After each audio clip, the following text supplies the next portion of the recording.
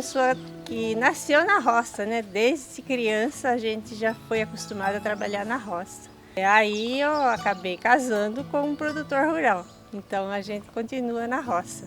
Mas a gente sempre produziu frutas, verduras, né? E entregava nos mercados. O tempo foi passando assim e a gente achou que precisaria melhorar, que tinha algo a mais a fazer, né?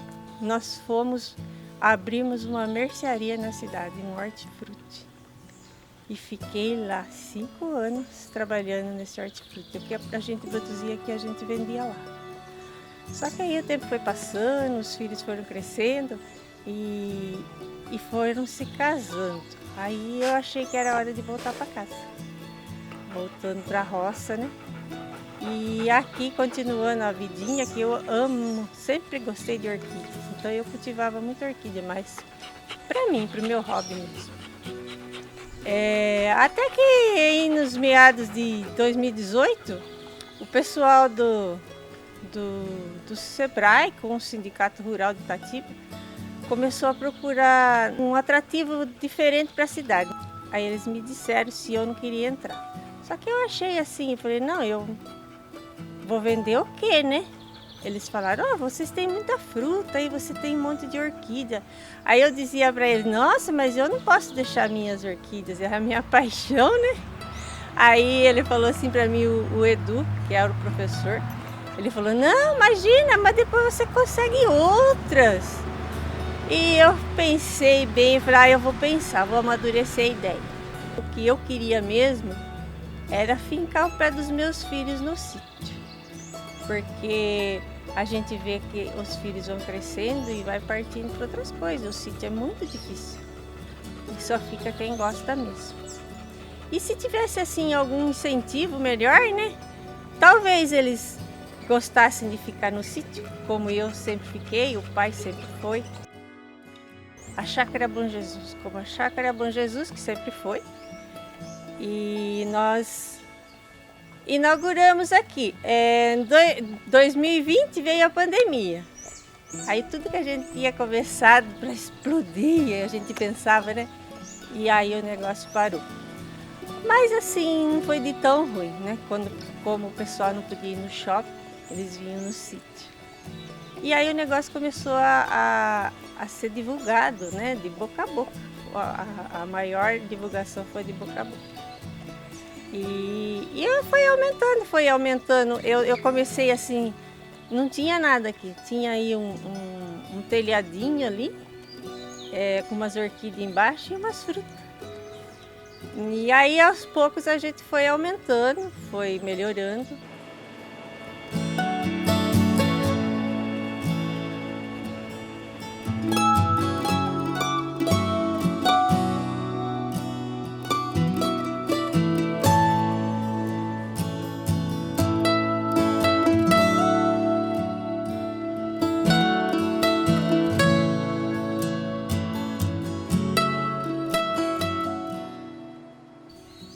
Hoje a gente já está com um orquidário pronto, formado. Temos as nossas frutas ainda. Aí a gente agregou um colipag das frutas, né? E estamos seguindo em frente aí. E hoje meus filhos me ajudam em tudo aqui. E eles, como eu, eles amam o que faz. Em 2022 meu marido adoeceu. No final do ano ele faleceu. Aquele ano para a gente foi muito difícil. A gente lidar com a doença e se saber que essa doença não tinha volta, foi muito difícil mesmo. E até hoje a gente está assim aprendendo a viver sem ele, né? Mas aqui eu e os 3 filhos a gente se ajuda, um ajuda o outro, um levanta o astral do outro sempre quando a tristeza bate, né? E estamos indo, até quando Deus quiser.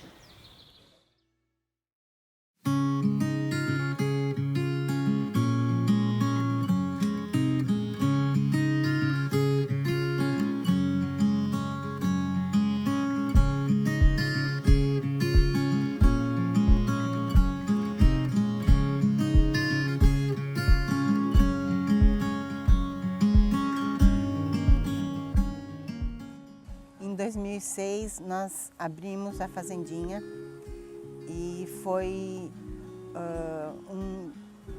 um atendimento que nós iniciamos de uma maneira bem caseira. E aí a gente atendia na varanda da casa da minha mãe e as excursões vinham, mas a nossa capacidade de atendimento era bem pequena, com poucas pessoas.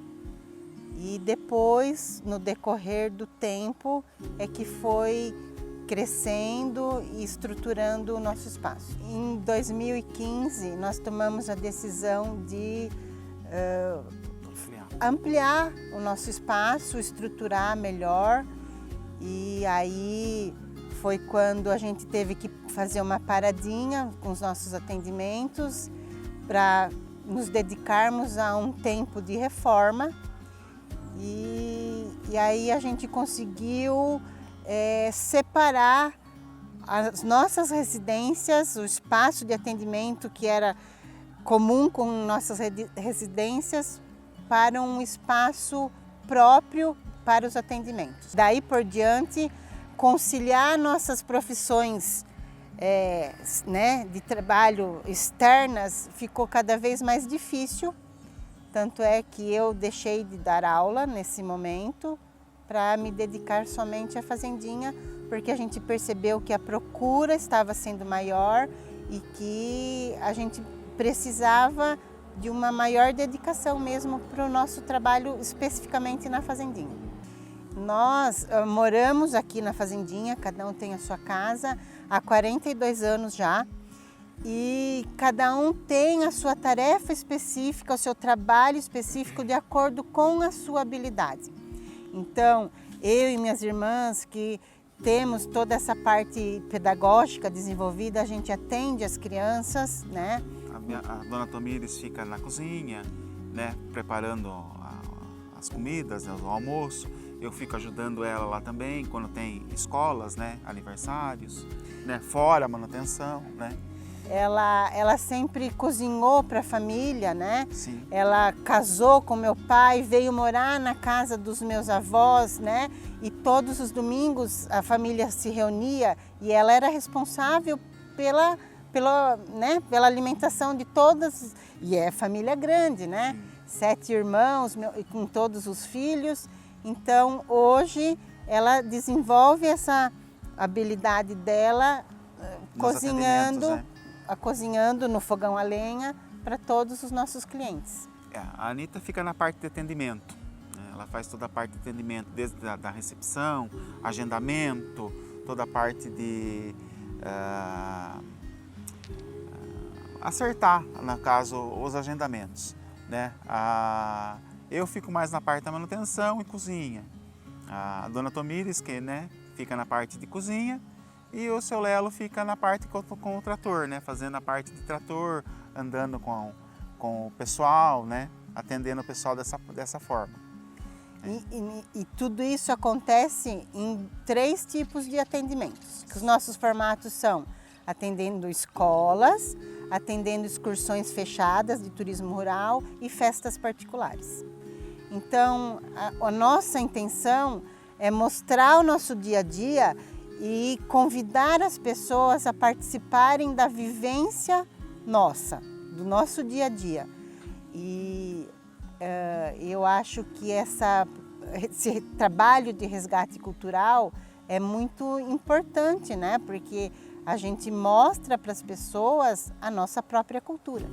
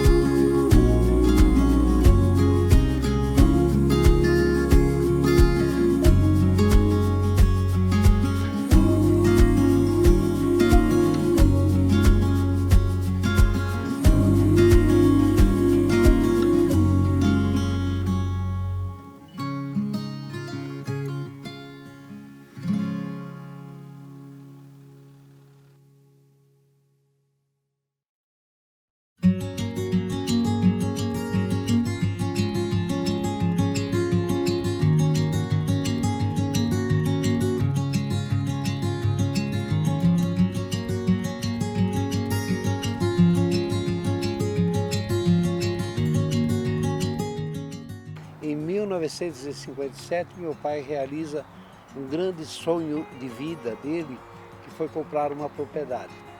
Tanto ele como minha mãe tinham uma origem rural, né, produzindo ali frutas, né, e realizou esse sonho aqui, comprou 7 hectares de terra, onde que começamos uma vida, né. Mudamos aqui em 1958. A forma que a gente vivia era uma forma muito diferente daquilo que nós vivemos hoje, né? Eu gosto de lembrar um pouquinho, principalmente para as pessoas de mais idade, né? Essas frutas que a gente produzia na época se produziam nos primeiros meses do ano e depois a gente não tinha mais entrada de caixa. Ali em janeiro, fevereiro e março a gente produzia a uva, março e abril produzia o caqui. E depois você tinha que se virar com o dinheiro que você ganhava nessa época do ano, né? Anos iam bem, outros anos nem tanto. Mas o que a gente tinha de privilégio é que você tinha que ter, como uma agricultura familiar, você tinha que produzir o seu leitinho, engordava os porquinhos, o franguinho, plantava o feijão, plantava o milho. Então era praticamente a gente se autossustentava. E o que faltava para a gente adquiria na venda, marcava na caderneta e pagava com o dinheiro da safra uma vez por ano, né? Isso dava uma estabilidade na vida da gente, mas sempre com uma certa dificuldade. Isso perdurou por muitos anos, né? Até que em um determinado momento nós tivemos um revés muito grande na nossa economia, uma inflação assim muito alta, que não se sustentava mais essa situação. E a alternativa que nós encontramos no sítio São José foi implantar mais uma cultura onde que nós poderíamos conseguir ganhar dinheiro mais tempo no ano, entrada de caixa mais tempo no ano, que foi a cultura do morango, né? Então aí começamos com 10 mil pés, foi para 20, chegamos a 80 mil pés no ano. Isso fez com que, e o morango na época se colhia ele no mês de maio e até o final do ano ali, outubro, novembro, né? E ele já conseguia colher uva em dezembro, então praticamente fechou todo um ciclo de entrada de caixa, né? Deu uma qualidade de vida diferente daquilo que nós tínhamos anteriormente. Então eu vejo no sítio São José como uma grande mudança a cultura do morango, né?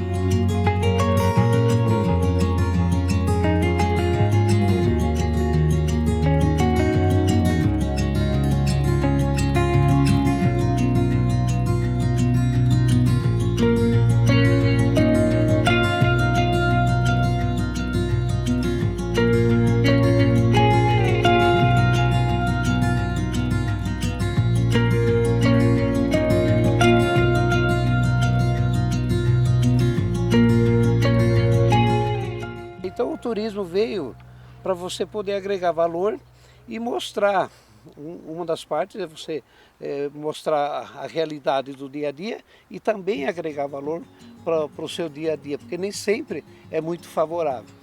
Então esse tipo de atividade mostra para as pessoas o que é a realidade, né?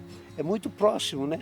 Às vezes a pessoa fala assim, não, viu, o morango, pegar na bandejinha e ir lá e comer, é uma delícia, é muito caro, essas coisas todas. Mas aí a gente apresenta para ele todos os problemas que acontecem, as dificuldades que a gente tem, as deficiências que a gente tem para poder chegar nesse momento de poder a pessoa consumir. Então essa situação de você estar em contato com a natureza, que isso você está mexendo com vida, você está mexendo com as plantas, isso é coisa viva, isso tem uma vida muito importante. Então esse contato fez com que a gente chegasse mais próximo ao consumidor também e aí conseguimos agregar valor naquilo que nós produzimos, tá? Então essa mudança, como teve lá na implantação do morango, também a vinda do turismo foi muito gratificante. Então nós começamos com as frutas que nós já tínhamos, que as principais, como já citei, uva, caqui e morango, mas aí tínhamos os pezinhos de goiaba, temos uns pezinhos de amora, onde que o pessoal faz o colhe-pague, tem o figo, tem a goiaba, tem a temoia, tem a lixia, a pitaia, né? Mais recentemente a pitaia. Isso faz com que nós temos fruta praticamente o ano todo, né? Então, se a pessoa vier no sítio São José, ele vai ter alguma fruta para comer. Às vezes nem para vender vai ter, mas para comer vai ter. Então, o turismo rural, tivemos alguns problemas ali com a pandemia, onde que se encerrou todas as atividades, né? E agora, posteriormente, a gente está voltando. Uma outra atividade que nós implantamos ali na pandemia foi a entrega na casa das pessoas. As pessoas, através das redes sociais, fazem o pedido daquilo que nós divulgamos e entregamos na casa das pessoas, né? E outra que melhorou bastante é a nossa comunicação e a nossa vivência com o consumidor é o colhe-pague do morango, né? E fazemos colhe-pague de tudo o que é possível no caso, né? Mas o morango é grande atrativo hoje para se fazer o colhe-pague. Então o sítio São José é uma agricultura familiar até hoje, é a família que trabalha, mais alguns colaboradores, né? E estamos ali numa luta permanente, né? Que nada disso é muito fácil, que a gente depende de uma série de situações e nem sempre é um mar de rosas, né? As pessoas vêm na propriedade e vê as coisas assim, vê a parte bonita das coisas. As dificuldades ficam para nós que sentimos. Mas a gente sabe superar a dificuldade. Isso é uma virtude que nós, agricultores, né, sabemos superar a dificuldade. Para me desfazer disso, por exemplo, ir para um apartamento, eu acho que a minha vida seria abreviada muito rapidamente, tá? E nós temos muitos exemplos dessa forma, onde que as pessoas deixam de ter esse convívio com a terra, né, que é nosso bem maior, com as plantas, com a produção, com a colheita. Deixar de conviver com isso não seria legal para mim, não. Isso faz parte do meu dia a dia e pretendo encerrar meus dias aqui.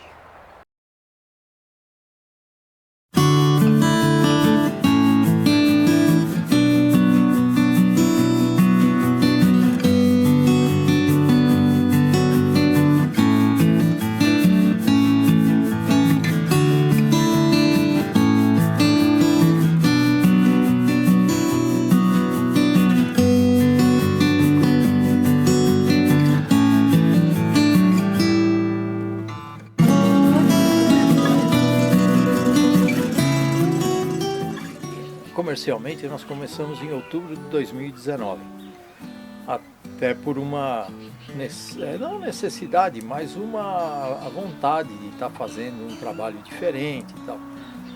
E aí começamos inicialmente de uma forma modesta, até o registro da marca foi feito em função do nome, porque eu fazia os vinhos e dava de brinde para os clientes. E aí quando foi para registrar, eu estava procurando o nome, até os próprios clientes falaram, não, deixe rosto natural, que é o tinto natural, né? Eu fazia o vinho e colocava rosto natural e tinto natural para presentear os clientes. E acabou ficando. E aí é como eu disse, hoje nós chegamos aonde nós estamos de uma forma surpreendente, porque eu jamais imaginei fazer o que nós fazemos hoje da forma como nós fazemos. Aqui é um local, no próprio site nosso está escrito, um local para vir sem pressa. O fato de atendermos com reserva, muitas pessoas não gostam de reservar, mas é até por conforto de quem vem nos visitar, porque a reserva faz com que a gente produza comida especificamente para as pessoas e as carnes, como são feitas sem conservantes, são carnes que não podem ficar indo para refrigeração, então são carnes que têm que ser consumidas rapidamente. E aí hoje nós produzimos os nossos vinhos, os nossos espumantes, o hidromel, limoncello, o licor de caqui. Os espumantes são assim bem considerados, são bastante bem avaliados, né? A história do vinho conosco, ela é antiga, porque desde criança eu mexia com vinho junto com meu pai e tal. E quando eu vim para Itatiba, eu resolvi decididamente começar uma produção, mas uma produção artesanal. E aí, em função no andamento, a coisa evoluiu de uma forma positiva, aí eu fui aumentando a produção, fazendo outros vinhos, me aprimorando na produção, e acabamos chegando onde nós estamos. Mas sinceramente eu nunca imaginei fazer aquilo que eu faço hoje. Foi uma coisa que foi acontecendo, né? E eu acho interessante porque evoluiu de uma forma bem positiva. O fato de nós termos iniciado isso aqui foi por uma questão de gosto, de hobby. Hoje, sinceramente, eu não me imagino fazendo outra coisa. Então é muito difícil pensar sem essa atividade o que fazer. Embora a idade vai chegando, a gente sabe que uma hora tem que parar. Mas eu, enquanto puder, estou na luta, né? Mas sinceramente isso aqui é minha vida hoje, é o meu ar, é a minha água, enfim, é o meu vinho, né? Não tem nada mais prazeroso do que você sentar numa mesa, tomar uma taça de vinho, do vinho que você fez, né? E isso é muito satisfatório.